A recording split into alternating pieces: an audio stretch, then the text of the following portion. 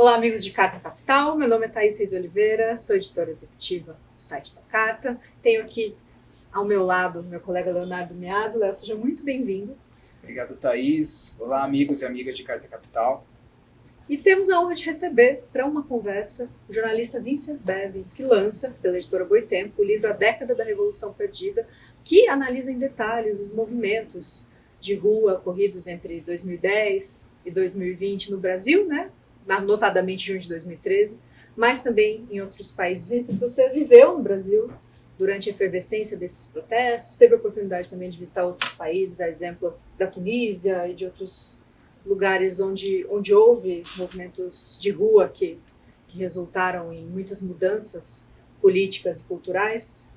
E a gente vai conversar um pouco sobre os resultados dessa investigação, né? 2013 é um ano que para a gente com certeza não acabou, né? Mais de 10 anos depois a gente vive ainda as consequências dessa efervescência das ruas, o nascimento a partir dali, né? Muito complexo apontar relações de causa e efeito, mas esses protestos com certeza, sem medo de errar, a gente pode dizer que deram tração a movimentos que existiam na sociedade, mas não estavam ainda exatamente organizados. Esses movimentos tiveram, Vincent, desfechos bem diferentes com os países em que eles aconteceram. Eu queria abrir essa conversa falando um pouco da sua experiência do Brasil. Até hoje, mais de 10 anos depois do ocorrido dos protestos, a gente discute eventualmente culpados, as consequências desses protestos, o que poderia ter sido feito pelo governo de turno para impedir que aquela que era uma manifestação outrora pequena, contra os 20 centavos da passagem, tivesse convertido numa efervescência popular que culminou, né, que viria anos depois, a derrubar o governo do PT e a dar atração a protestos, dessa vez de direita, que fortaleceram com certeza a candidatura do Bolsonaro. Enfim, eu queria te ouvir um pouco a respeito. Tá, muito obrigado pela pergunta, pelo convite e pelo interesse na obra. Sim, eu cheguei aqui em São Paulo em 2010 para cobrir, na época, a ascensão econômica do país, e a missão minha, como de muitos outros correspondentes na época, era exatamente isso, cobrir um país que estava chegando no cenário global, que estava tendo um papel muito mais importante a cada ano, e morava aqui ao lado. A gente está aqui na Rua da Consolação, e eu cobria as manifestações que começaram no começo de junho de 2013, porque eu morava perto, e que eu conhecia pessoas que conheciam os organizadores dessas manifestações, o movimento Passe Livre. E também estava presente aqui na frente, na rua, no dia da repressão policial que a grande mídia brasileira pediu para acabar com esse grupo de pessoas da esquerda, anarquistas, a baderna,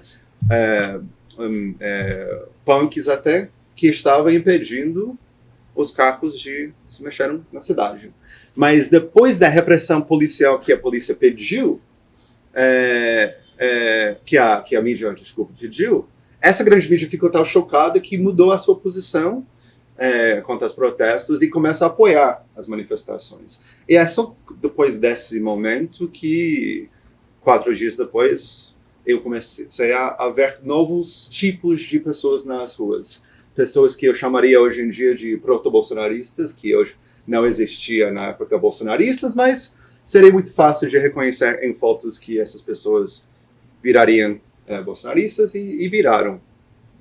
Ou seja, essa questão, como foi possível que uma coisa iniciada por um grupo da esquerda autonomista terminou gerando vitórias para a direita? Porque ao longo desse mês, em junho, eu acho que a direita, grupos organizados, porém não muito importantes, acharam que viram oportunidades nas ruas e entraram numa disputa das ruas. Eu acho que no final ganharam essa disputa. Sim. E grupos formaram nesse momento que anos depois, como você apontou, se organizam de novo para pedir o impeachment da Dilma e depois entram no governo Bolsonaro, que eles também pediram. Ou seja, essa questão de como que foi isso possível foi um problema intelectual para mim, e acho que muitas outras pessoas que cobriram ou participaram ou vivenciaram essa virada. E o que eu decidi fazer com essa questão, com esse problema, foi escrever uma história da década inteira, uma história global, com esse tipo de episódio como seu foco. Ou seja, não é um livro sobre junho de 2013 e as suas consequências estranhas, mas é um livro escrito por um jornalista que viveu no Brasil sobre todos os episódios mais ou menos parecidos. Sim. E eu viajei a 12 países e entrevistei entre 200 e 250 pessoas que iniciaram protestos em outros países, ou participaram de protestos, ou reagiram a manifestações nos governos. E resumindo muito rapidamente, o saldo global não é muito positivo. Em muitos casos, a maioria dos casos, como aqui, são inimigos dos organizadores iniciais que terminam ganhando a disputa que geram as consequências ao longo prazo nesses países. Tem exceções, mas na maioria dos casos é bastante ruim o resultado. Eu não queria perder esse gancho, antes de passar a bola para o Léo, Vincent, justamente por falar disso, né? Tem disputas narrativas a respeito de qual foi o momento de inflexão que dobrou o junho de 2013 no Brasil para a direita. Em que momento? Foi quando o MPL saiu das ruas? Foi uma força que não seria possível controlar? Você disse que, embora os protestos, né, em outros países tenham questões muito particulares, que todos eles tiveram um momento de inflexão e tem em comum o fato dessas revoluções pretendidas inicialmente não terem se concretizado. Tentando fazer um paralelo em todos esses casos, por que você acha que ninguém conseguiu levar a cabo o plano que inicialmente levou essas pessoas para as ruas? O que varia bastante entre os casos na década e no meu livro são contextos nacionais, econômicos e políticos. Em muitos casos, fica um pouco ridículo a aplicação de uma tática gerada aqui ou uma interpretação de um episódio aqui em outro país, que tinha contextos tão diferentes que não fazia pouco sentido. Por exemplo, umas pessoas aqui chamavam as manifestações de rua da primavera brasileira, Sim. Fazendo uma comparação com o que aconteceu no Egito e na Tunísia, que faz muito pouco sentido, porque em vez de ditadores, aqui havia uma Elas presidenta... ficaram debaixo de um guarda-chuva chamado de revoluções coloridas, né? As revoluções coloridas, para alguns, enfim, para parte do campo progressista.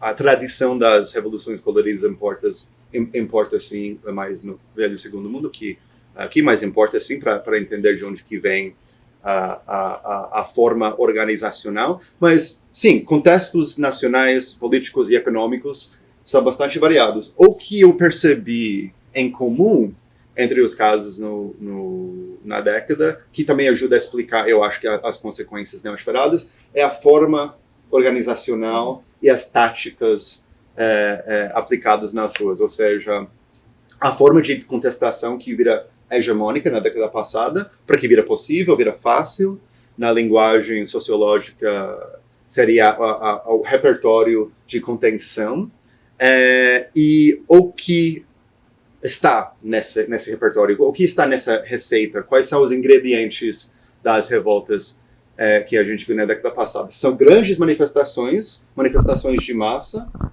aparentemente espontâneas, digitalmente coordenadas, ou seja, a mídia social é muito importante para o crescimento rápido do episódio, sem líderes, e que acontecem ou em praças ou em espaços públicos, e que são também horizontalmente estruturadas. Agora, todos esses ingredientes, todas essas táticas, todos esses elementos têm história material e ideológica, mas essa é a coisa, esse pacote, a forma organizacional que eu vejo de alguma forma em todos os casos. E, de novo, essa forma de contestação aplicada a contextos muito diferentes, radicalmente diferentes ao longo da década. Essa organização, essa aparente ausência de lideranças, Sim. Pode ter contribuído para um fenômeno que nós vimos aqui em São Paulo, que foi o repúdio à presença de partidos políticos nas manifestações. Há imagens célebres de bandeiras de partidos de esquerda sendo queimadas, como a do PT. Isso aconteceu aqui em São Paulo. E ali ganhou muita força esse movimento que o Brasil viveria nos anos seguintes de criminalização da política tradicional. Esse foi um fenômeno que verificamos também em outros países que passaram por grandes manifestações populares na década passada, ou é uma característica muito particular do Brasil? A resposta à primeira pergunta é sim. Eu acho que esse elemento ideológico sim explica o que a gente viu no final de junho de 2013. Eu falei bastante para esse livro com MPL, Movimento Passe Livre, tanto com Haddad e outros atores. E o MPL sempre foi um grupo apartidário. Mas como que eles contam?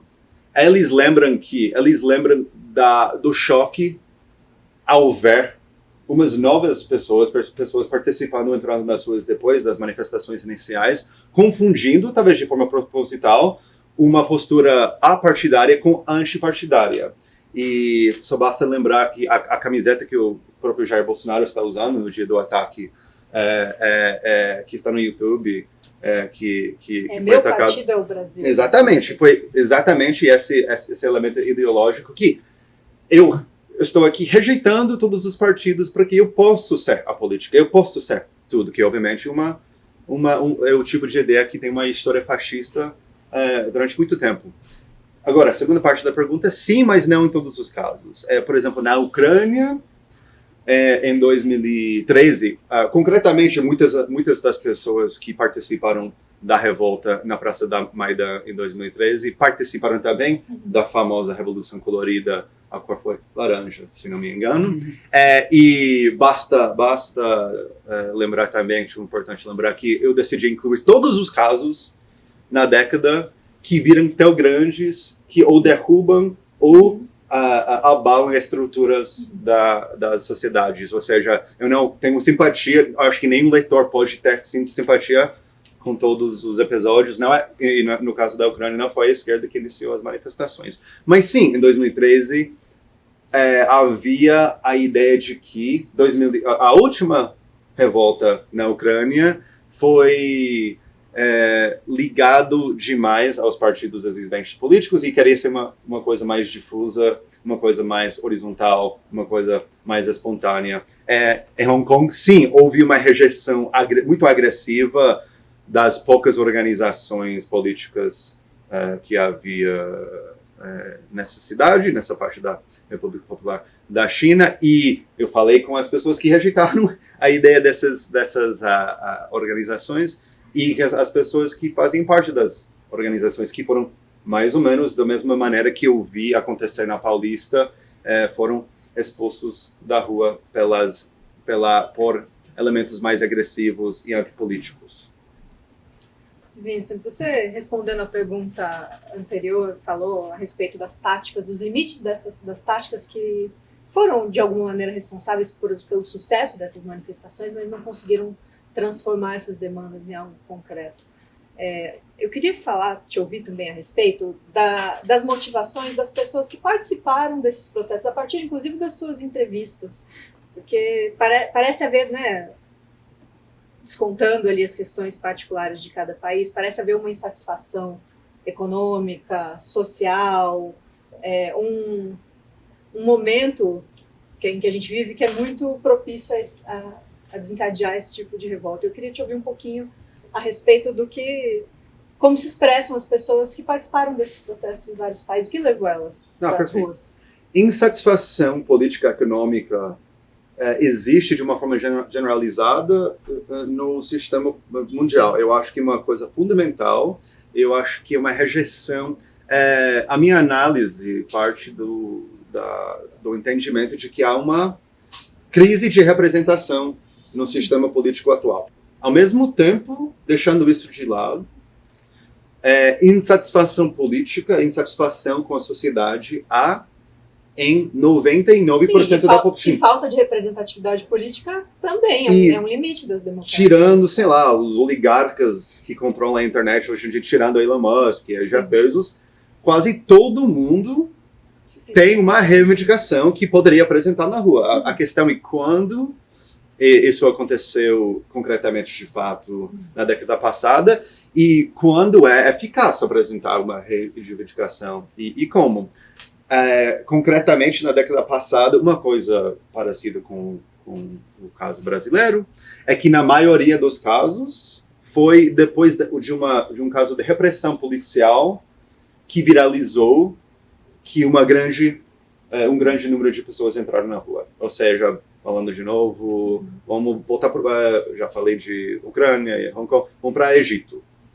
As pessoas que organizaram a manifestação inicial em janeiro de 2011 nunca imaginaram que fossem nem chegar até a praça, muito menos derrubar o governo, mas inicialmente a manifestação foi uma coisa não contra o governo, mas contra a repressão policial. Na Ucrânia, quando a repressão policial atinge os estudantes, isso é uma coisa que choca a sociedade, porque as organizações iniciais, acho que quase todas elas financiadas por no exterior, ONGs liberais, sim, do jeito que terminam ganhando a disputa aqui, a pauta inicial dessas ONGs não interessava muito a população ucraniana, mas quando a repressão policial vem e atinge sujeitos privilegiados da sociedade, isso é outro elemento comum.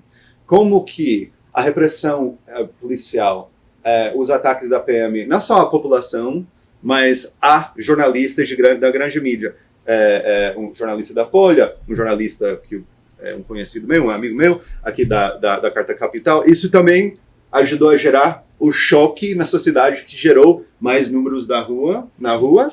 E esses números na rua, como você apontou, gera algum tipo de sucesso. Ou pelo menos houve, em quase todos os casos que analiso, uma sensação de euforia vitoriosa. Sim. Eu acho que abriu portas, criou oportunidades, mas em nenhum caso que eu conto foi a revolta, foi a manifestação que se aproveitou dessas oportunidades. Sempre foi outro ator que entrou aproveitando as oportunidades, seja elites nacionais, forças reacionárias, intervenções estrangeiras, forças imperialistas, ou em alguns casos, aliados, quando foram aliados dos grupos nas ruas, que aproveitam, que geram um resultado final. Há casos de vitória moderada, que é o caso no Chile. Boric, obviamente, não resolveu todos os problemas, todas as questões levantadas pelo estallido social, mas pelo menos foi alguém que vinha mais ou menos... E alcançou o poder constituído. Sim. Pelo menos vinha do mesmo lado da política que as pessoas que organizaram nas ruas. E Vincent, tem uma pergunta, a gente antes de começar de fato essa entrevista estava conversando aqui um pouco nos bastidores, que é uma pergunta que em certos círculos progressistas brasileiros, hoje ainda, 10 anos depois de junho de 2013, atribui-se não só o movimento ocorrido no Brasil, mas todo esse movimento a uma concertação imperialista que envolvia, por exemplo, o financiamento de think tanks como a MBL, há um discurso corrente que ainda atribui todo tipo de efervescência nas ruas a uma pauta previamente reacionária e orquestrada por forças imperialistas. Eu queria te ouvir um pouquinho a esse respeito, como alguém que estudou a fundo esse fenômeno, até que ponto dá para... Qual é o papel do capital, dessas agências nessa história toda, de fato? Claro, o meu primeiro livro, O Método Jakarta, é sobre a construção de um sistema global imperialista, com os Estados Unidos como seu poder hegemônico. E no caso do segundo livro, a relação entre todos os movimentos, a relação entre todas as manifestações e esse sistema global é importante.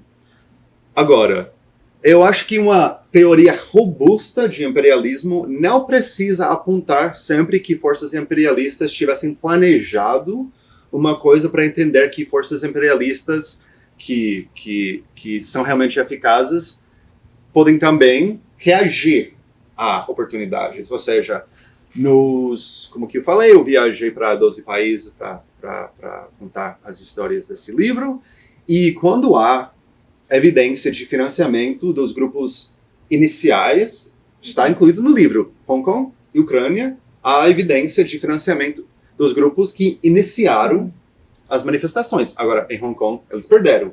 Ou seja, se houve um plano de derrubar a República Popular da China, obviamente não deu certo. Uns ativistas em Hong Kong, depois de uns anos, me falaram que eles acham que foram usados, que a ideia dos Estados Unidos nunca era criar uma vitória para Hong Kong, só queria causar problemas para a República Popular da China. Ou seja, quando há financiamento dos grupos iniciais, está no livro, é importante incluir, mas o que eu percebi como elemento muito mais importante da década foi reações oportunistas. E os Estados Unidos, por exemplo, como qualquer império, qualquer força imperialista no passado, estão presentes em toda parte do mundo, acompanhando os fatos e, quando aparece uma oportunidade, reage. Agora, no caso da Primavera Árabe, terminou, de alguma forma, beneficiando a Arábia Saudita. Significa que a Arábia Saudita planejou? Eu acho que não. Terminou beneficiando, de alguma forma,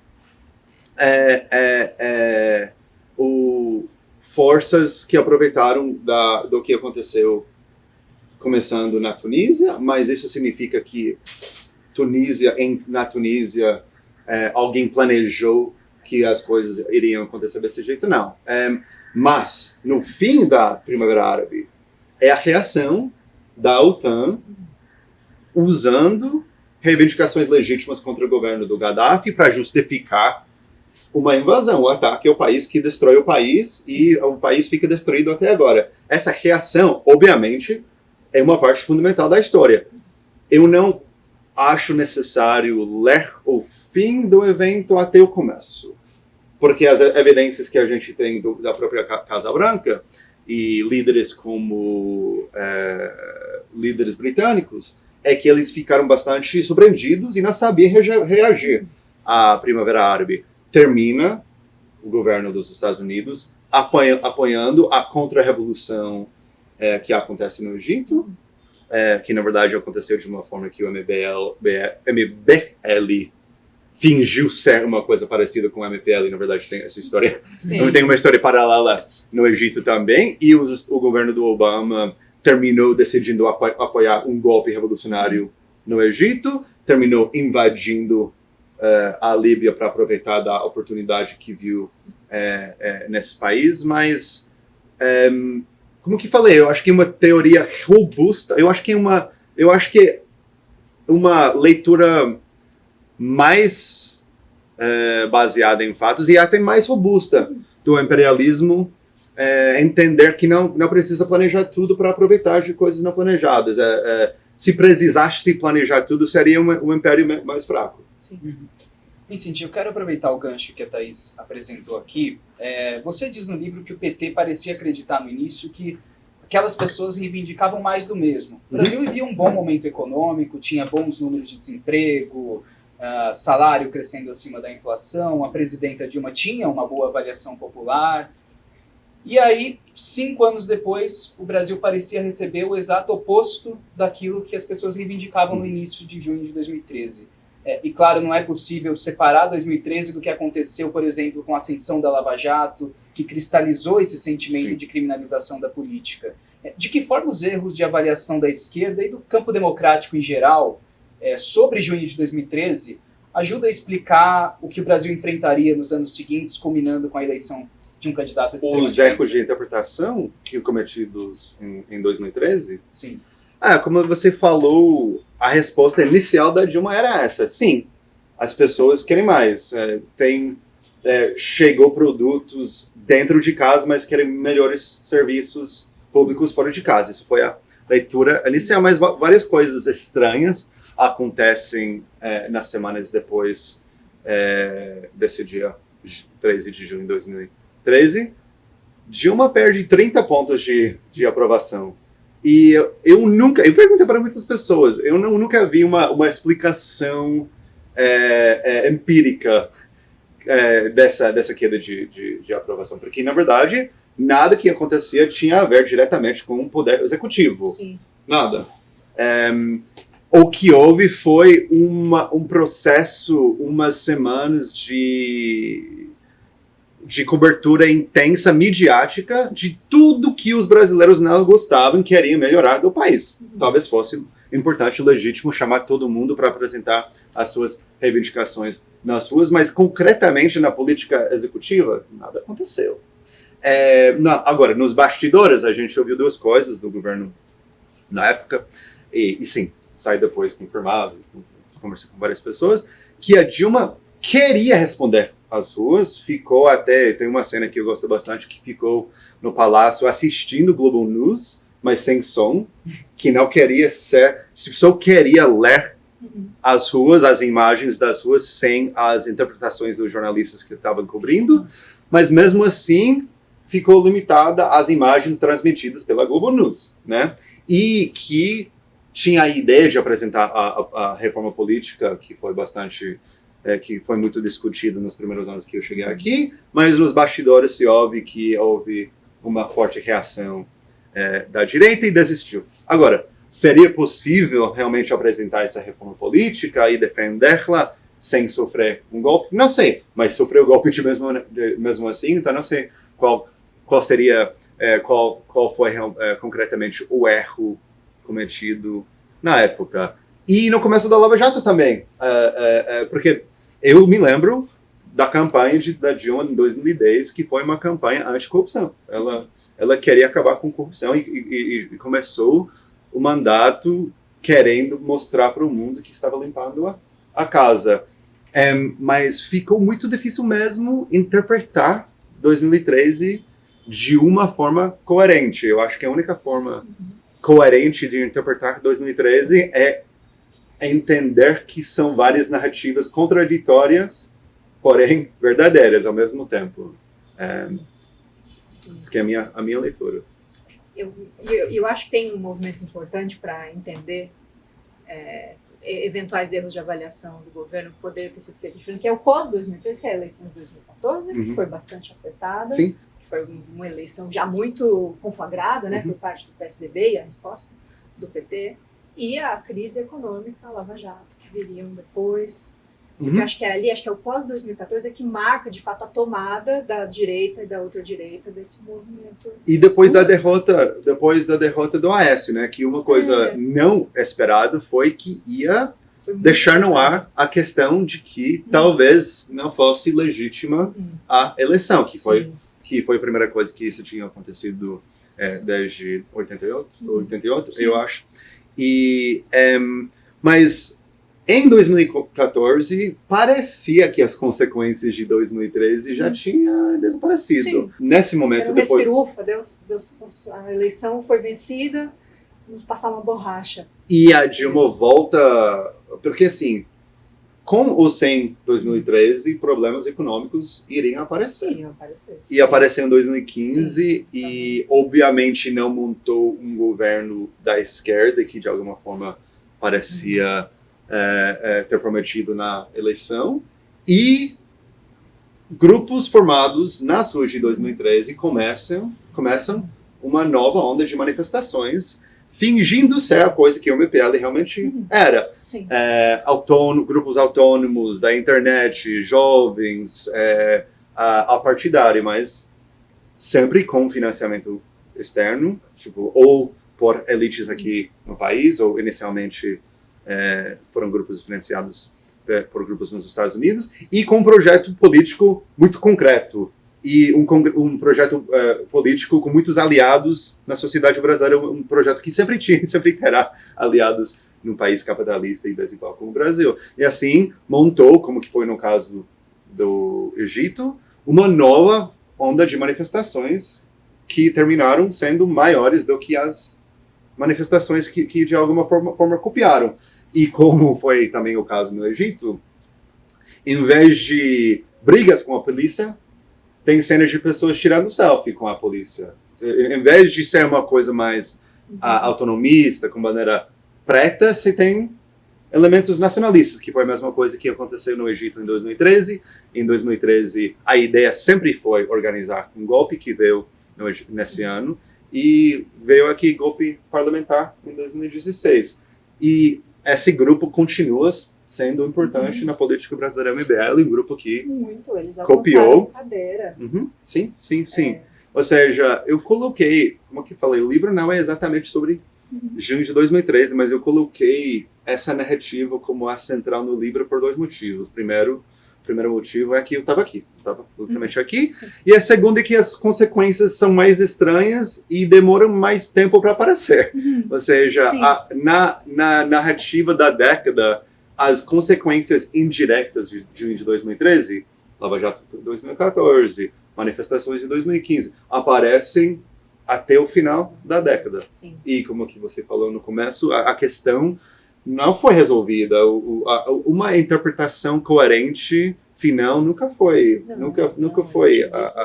aceita. Quando eu li a respeito quando você fala das táticas, dos limites dessas táticas de rua, eu não pude deixar de pensar que hoje, eu falo aqui do Brasil, mas eu acho que se aplica também a movimentos progressistas globais. Muito do que a gente tem de inovador e que movimenta a sociedade no campo progressista são movimentos que emulam algumas dessas táticas de rua, né? Que são protestos de rua, como o Black Lives Matter, parlamentares que usam as redes sociais, que se aproveitam dessa dinâmica algorítmica para se conectar com o eleitorado, que representam pautas raciais, de gênero, pautas de cidadania, né?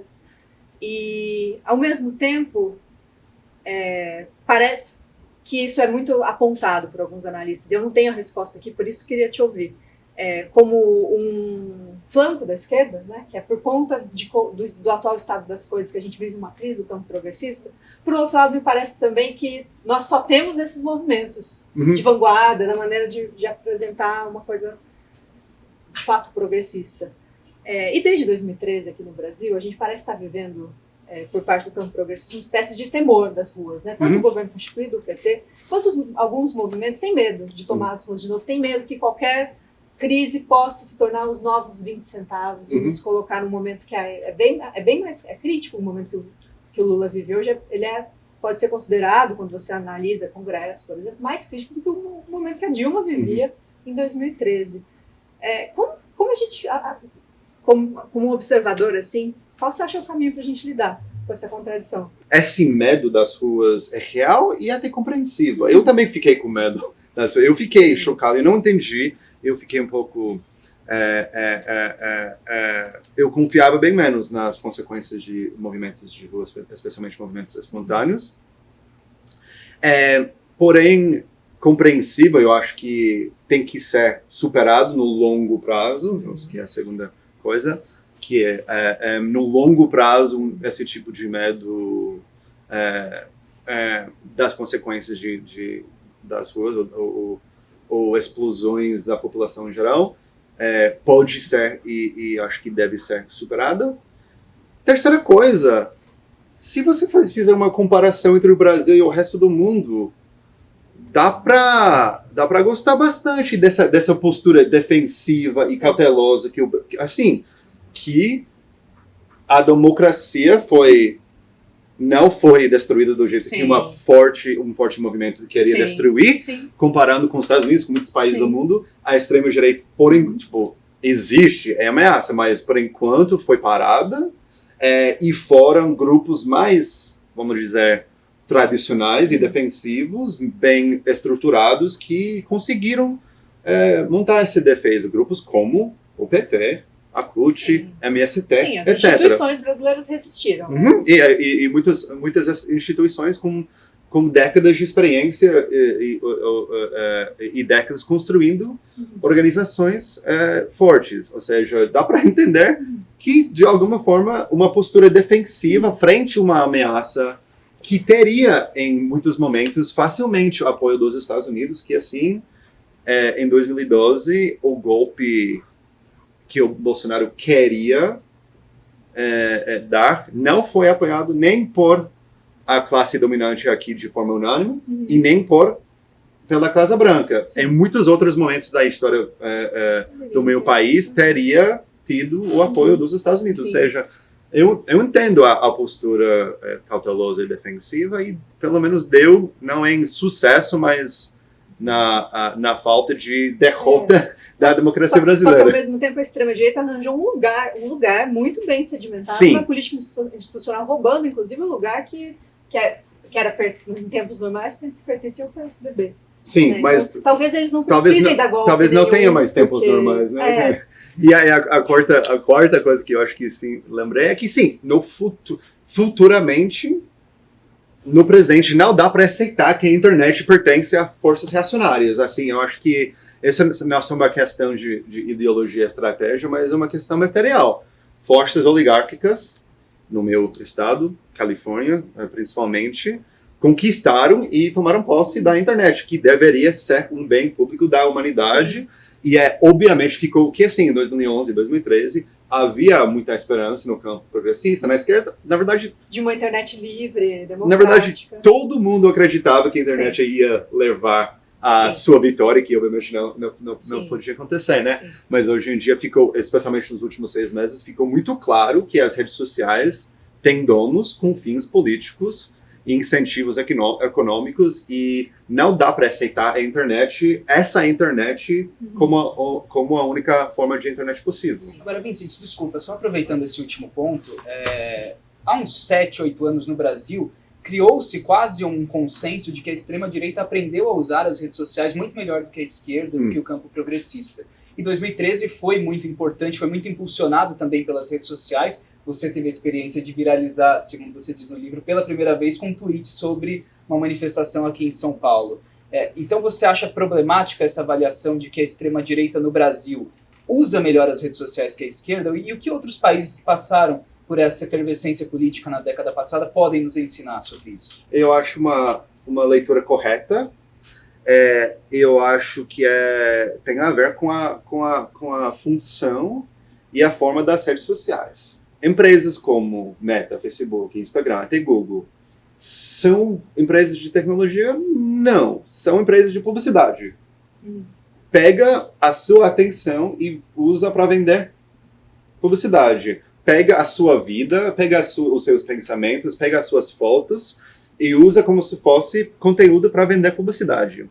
Em 2011 e 2013, ninguém entendia o que faria uma coisa se viralizar ou não.